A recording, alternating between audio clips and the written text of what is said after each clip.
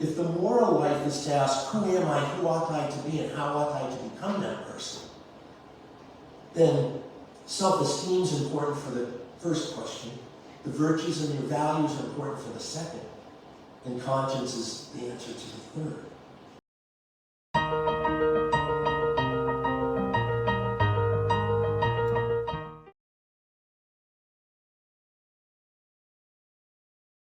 Stand-up comedy memories. Lily Tomlin. Wouldn't it be great if we could take all those people who walk around the sidewalks of New York City talking to themselves and pair them up so at least it looked like they were having a conversation? Stephen Wright.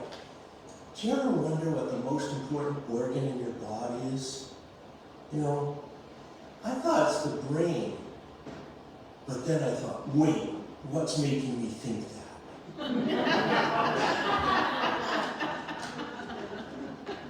A lot goes on in the amazing organ inside our skull. It really is quite impressive, and we've just begun to learn about it in many, many ways. I find one of the most amazing and interesting thing our brain does is produce self-talk. How we talk to ourselves and our thoughts. I've always been fascinated by this. Like many things about human beings, this experience varies greatly among us. The experience of internal dialogue can be somewhere in that middle range for most of us, but do you know there are some people that studies show report nearly zero internal dialogue?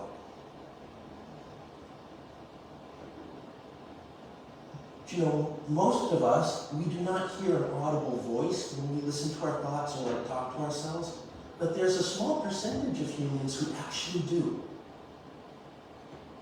Usually their own voice they hear, which is wild.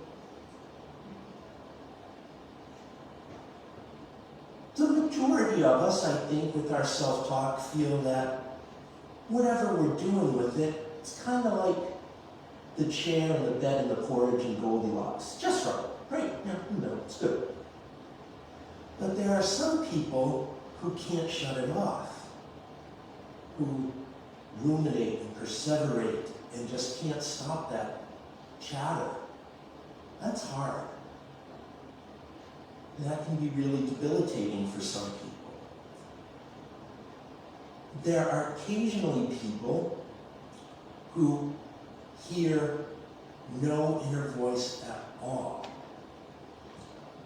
In his book, Chatter, The Voice in Our Head, Why It Matters and How to Harness It, psychologist Ethan Kross tells a story of a woman named Jill Bolt Taylor who after a stroke lost the thoughts in her head completely. It wasn't that the voice in her head went silent. She reported unless she was interacting with something or somebody was talking to her, she had no thoughts at all. She went blank, like in and out of a blank state. I would imagine that would be terrifying. So this internal chatter, this self-talk, it covers an intense spectrum. Really, really varies from person to person. And most of us don't think that much about it, because most of us probably fall in that middle range of people. We have self-talk, we talk to ourselves, we get that it's our voice talking to us, our thoughts. Some people don't. Some people perceive that voice as coming from outside them, from a different entity. That's also got to be terrifying. You know? In his work, Chatter, Kross talks about a lot of clinical studies and a lot of research that people have done and are doing on self-talk and internal chatter. It's fascinating. It is incredibly amazing. He talks about how one can improve their self-talk and harness it. He talks about how to engage with others and help them improve their own self-talk. So I want to share a couple of his recommendations with you, because I find them fascinating.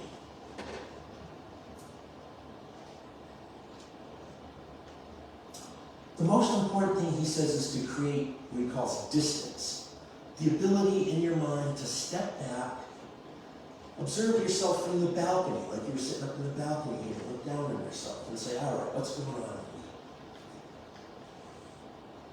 Maybe even talk to yourself in the third person or talk to yourself by name. I was so excited when I read that part because I do that one all the time.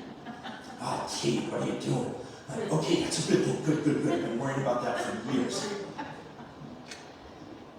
As you talk to yourself, he recommends, imagine what you would tell a friend, a student, a client, one of your own children, about what's going on or happening to you or what you're experiencing. It's not to not deal with your emotions and your thoughts and your experiences, but it's that just a little step back so that you can gain a little perspective about what's happening to you, because I think this happens to all of us. In the moment, emotions can be really intense, and we may not get the best perspective for ourselves unless we're able to do that. A lot of negative and spiraling self-talk is in response to threats or perceived threats. And researchers find that the majority of the time we are talking to ourselves, it's about something on the negative side of the middle of the spectrum, which I thought was fascinating. And that doesn't have to mean awful on the negative side, just a little bit, This morning I spilled my coffee, I spilled it. That's negative. Right? I don't automatically say, it's just spilled coffee, don't cry over your spilled coffee. So they recommend rethinking the thought you just had that was negative. And after reading this book, I've been doing this a lot better. It's just spilled coffee tea. I talk to myself again. So I'm putting it into practice. It was a great little exercise. Can you rethink a situation so you don't perceive it as a threat? Can you tell yourself if you're in a panic attack that rapid breathing, butterflies in your stomach, sweating, pounding heart are your body's physiological response to a challenge? And it doesn't need to stay that way. Some of us can do that. Some of us, unfortunately, have a real hard time doing that. That's hard. He also offers tips for how to talk to others that might help them better approach their internal self-talk. Most importantly, he advises, is the ability to address others' emotional need and cognitive need both. So that you want to validate what others are going through and maybe be able to offer a little something that broadens their perspective, enables them to jump back on the balcony a little bit. When people I hear talking about what a hard time they're having with a loved one with dementia, I will usually say, oh, that's really hard. I went through something like that with my dad. What I don't say is things that make it about me. Oh yeah, we went through that with my dad. We had to talk to my stepmother and finally get him out of the house for his safety. I don't go into the whole spiel that my family went through. That's not going to help them. But a little connection makes them feel that their experience is shared by others. It's not unique to them. You made a little connection. Maybe offer there are resources that can help you and your family deal with this. Just a little comment that helps people step back. He says it's important to provide what he calls invisible support. So proud of myself, I did this the other day. One of you know my wife, Tuesday, is a priest, and she was having a real busy day at church with church stuff. And we have a guest living with us right now who's changing from a job in Nepal to a job in Mozambique. And the house had gotten a bit run down, like, I need to clean all this up. She's having a bad day. Invisible support is what this is called by researchers, invisible support. And it's wonderful to do for people who are having a hard time, they're dealing with a lot, and their self-talk is up or getting negative. I think one of the most important things that self-talk is involved with is it gives us a picture of ourselves, and it really deeply influences how we feel about ourselves, our self-esteem. And I think self-esteem is not just a basically good thing. Yeah, it's good to have good self-esteem. Well, yes, it is. But I think it's so important that I agree with many ethicists today who consider it a cardinal virtue. It's a personality trait, a part of your character that is so foundationally important, all the others can hinge off of it, build off of it, and lead it. It's one of the few on which all the others depend and relate to. When I taught ethics in high school, I would always start the school year with a big unit on self-esteem. Because if you're going to talk about what's right and wrong and good and evil, understanding the person who's doing the thinking about it and where they're coming from is centrally important. You have to do that.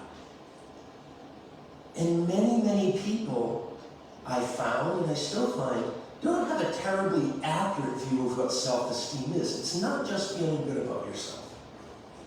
It's more about having an accurate view of yourself, with all that's good and all that's not so great about you. Like many virtues, it strikes a middle ground. It's the middle ground between self-loathing and self-aggrandizement. Right? If, say, and I use this example as did one of my teachers when I taught high school, say you played a great game. We had a big basketball team where I taught. And after the game, your friend comes up and says, "Hey, you were awesome. That was just an amazing game. You're a superstar. Way to go." Somebody with healthy self-esteem has healthy humility. And they don't say, "Nah, I wasn't all that great." No, you were. You just were really excellent. And a person with good self-esteem has the humility to not say, "Yeah, that's right, I'm it." Right? If your self-esteem is in the right place, you go, "Thank you."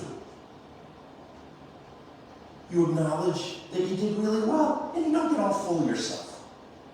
Right? Self-esteem is really important. It's not a base, it's not abasement. It's not this false humility, like, "Oh, I'm not that good, I'll put everybody else first." No, it's a middle ground. Don't be all full of pride. Don't be all full of self-derision. And living in this place is a lot harder, I think, than it seems at first thought. I think a lot of us, I know I do, I fluctuate away from that middle ground at times. And each of us probably has things that trigger us to do so. Things that really hit something in us that we questioned or had to overcome, or some really big thing we experienced. One of the things they find in the research on internal chatter is that all the things they can recommend for internal chatter hold true except for one type of person, someone who's been through extreme trauma, in which case all the ways to deal with it are different. They need a different kind of process. And self-esteem comes from self-talk. So I think both of these things are really vital in the formation of conscience. And I think a lot of people don't always have an accurate view of what conscience is either. It can be misunderstood. In many Christian theologies, conscience is said to be the voice of God living in us. Okay, I guess, if that's your belief system.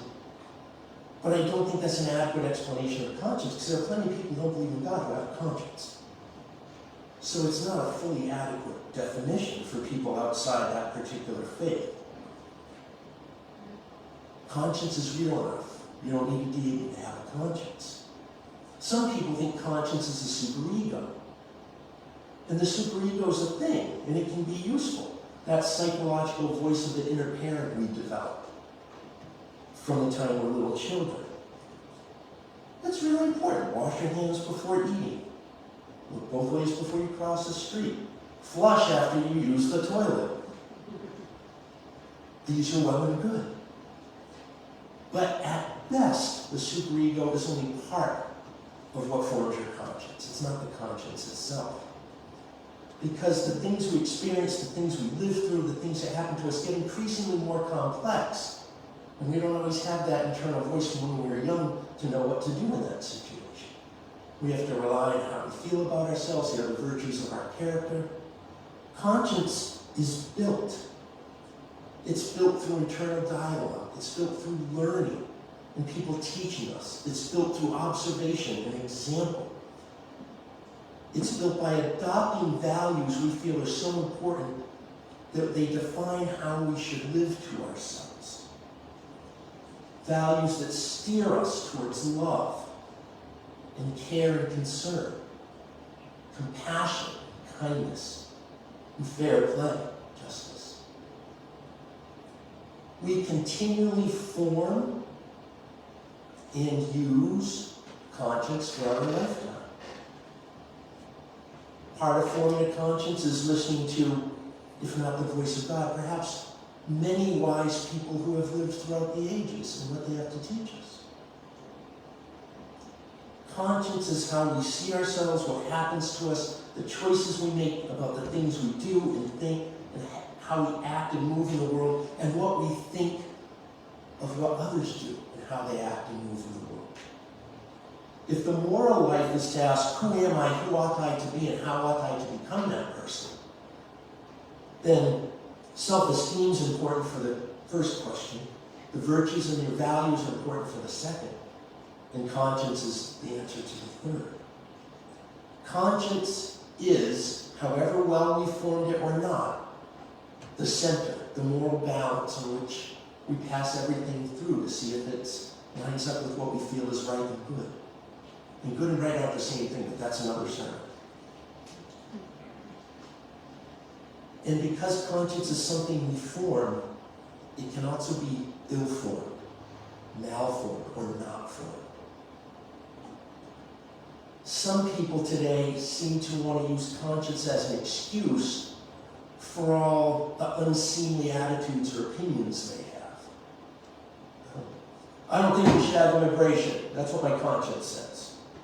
Well, I'm not so sure that's your conscience. It sounds more like your bigotry. That's an ill-formed conscience. Conscience is intensely important because who we are, where our moral center is, matters for each of us. How we speak to ourselves matters because that internal dialogue forms our conscience and our self-esteem. It influences what we do and say. It influences our ability to hurt or heal ourselves and others, to help or hinder ourselves and others, to celebrate or condemn ourselves or others, to include or exclude ourselves or others, to make peace or war with ourselves and with others. The vital importance of conscience was brought home to me all too clear in the last few weeks. Last Saturday, celebrated a memorial service for a member of the Meriden church, MLK, a trans woman who took her own life in December. And in the message she left us, it was because she couldn't deal with the transphobia and the hate she was experiencing. What we do and say to others based on where our moral center is has the power of life and death. People who hate form hatred. They learn how to hate. It's something taught. They're taught it explicitly or they pick it up by inference from what they see around them. And the self-talk of people who hate is hateful. Hurt people hurt people. Their consciences are malformed. There is no internal voice speaking to them of kindness, compassion, inclusion, acceptance, love. The hateful person with the malformed conscience probably was not loved very much themselves, anywhere along the way. People who create loving community, who have a well-formed conscience, also create it all along the way and learn all along the way. We learn about conscience and what kind of person we should be and what our values should be and how to balance things around those values from loving caregivers, from competent teachers, from consciences of well-formed family and friends, where we get a sense of self-acceptance, accurate humility, fair play. We learn, in a sense, how to love. This afternoon, in a few hours, we'll host an event here celebrating the Reverend Dr. Martin Luther King Jr. We're going to read aloud and discuss parts of his letter from Birmingham Jail. If you don't know the story of this, while taking part in civil rights protest marches in Birmingham in 1963, he was arrested for, and I want to say this exactly what it says on the paperwork, parading without a permit. While in jail for parading without a permit, King writes a public letter in response to a public letter published by 8 clergymen, kind of not naming him by name, but knocking at him in his presence in Birmingham. The 8 religious leaders included Episcopalians, Methodists, a Baptist, a Presbyterian, and a Jewish rabbi. They criticized the marches for civil rights in Birmingham, saying the Negro should have patience, negotiate for better treatment, work through the courts, respect the law, not incite violence, and certainly should bring out, quote, outside agitators, meaning Dr. King and the Southern Christian Leadership Conference. King's response to them is lengthy, and is basically a treatise on why these 8 men and others who think like them have misformed consciences. King notes that they abhor the demonstrations, but somehow don't mention their disgust at the awful conditions that caused the demonstrations.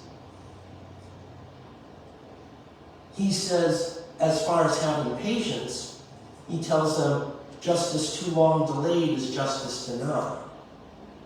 He notes that although they advocate obeying the law, they don't seem to be obeying Brown versus Board of Education or any other desegregation laws. He tells them blaming the protesters for the violence inflicted on them by others is like blaming the robbery victim for the theft. And then he hits, well, 7 of the 8 of them where they live. It's like blaming the crucified for the crucifixion, he says. He laments the lack of conscience in the white moderate who values tranquility over justice. Now, it may seem overly simplistic to suggest that how you form your conscience, how you talk to yourself, how you tend to your self-esteem, and how you tend to the self-esteem and image of others, has all too great an effect on the world, with all its myriad and complex problems. But that's just it. It does. The world's problems all stem from the same root cause when it gets narrowed down to the basic thing: the lack of love, lack of conscience, inability to harness the best self as best as you can from whatever life you've lived or whatever cards life has dealt you matters more than we usually think about. I had to officiate a memorial service last weekend because too many people had too ill-formed consciences, and all someone saw around them was hate and dismissal and derision. So one of the functions of this, our congregation, our faith community, one of the functions of this congregation is it helps us form and live by a healthy conscience. And so, in a sense, in a very real sense, conscience is what we do here. It's our line of work. It's our trade. One of the functions of a faith community is it helps us form and live by a well-formed, healthy conscience. And so, this is how we live here. We center our values. We center fair play. We center inclusion. We center acceptance. We center kindness and compassion. We practice loving community. In a sense, justice has been said to be love in action. We practice that too. Thanks a lot for watching this video. It would help me out a great deal if you liked the video to give it a big thumbs up, subscribe to the channel, share this video with others, maybe ring that notification bell so you can be informed when we put out other videos like this. Check out my website and blog at tonylorenzen.com for even more resources that will open your mind, touch your heart, and inspire your spirit.